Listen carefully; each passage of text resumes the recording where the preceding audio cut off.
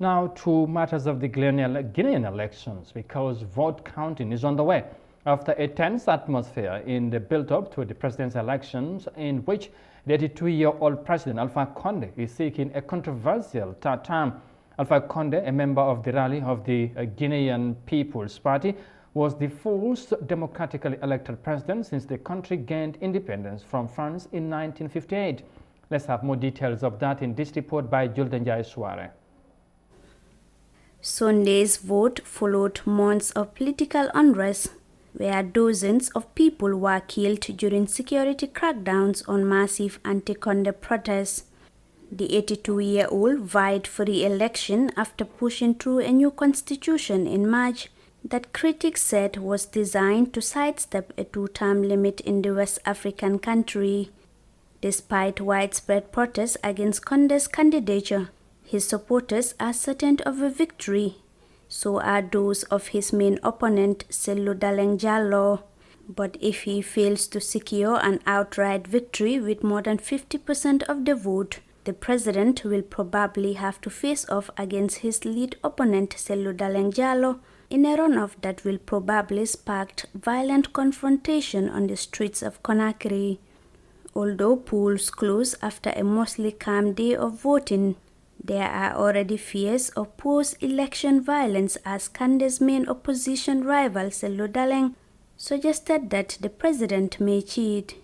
Cellou Dalein, the leader of the Union of Democratic Forces of Guinea and Conde's main challenger since 2010, told reporters on Sunday that his opponent cannot abandon his desire to grant himself a presidency for life. There are reports that Mr. Diallo's supporters decried ballot box stuffing and said its observers encountered obstructions at polling stations before counting began. The results are expected to be announced in several days.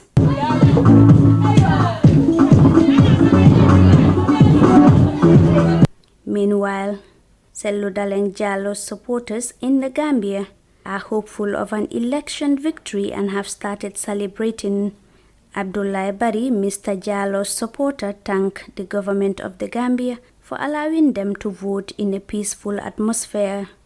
Though initial results are not yet known and are expected to be announced in several days, Barry said they are celebrating because Cellou Dalein won the incumbent president in 5 major communities in Conakry.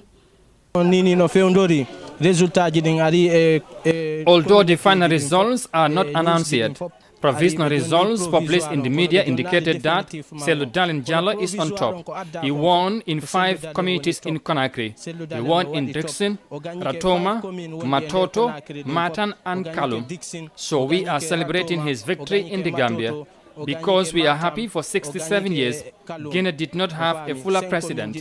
We the Fullas in the Gambia are very happy.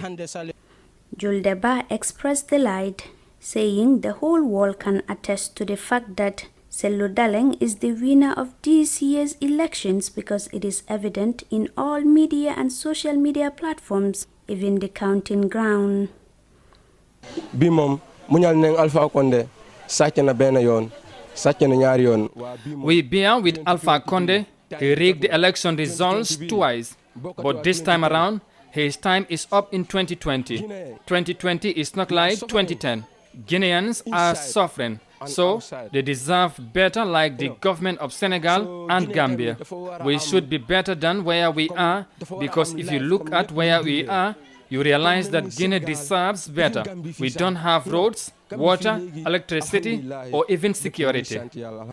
Mr. Ba said having a good leader will not only benefit Guinea alone but the whole of Africa. He said the fight is not a fluff fight, but is a fight for justice and freedom. Therefore, everyone should support them in their attempt to oust President Alpha Conde through the ballot box. For iAfrica News, I am Julden Suare.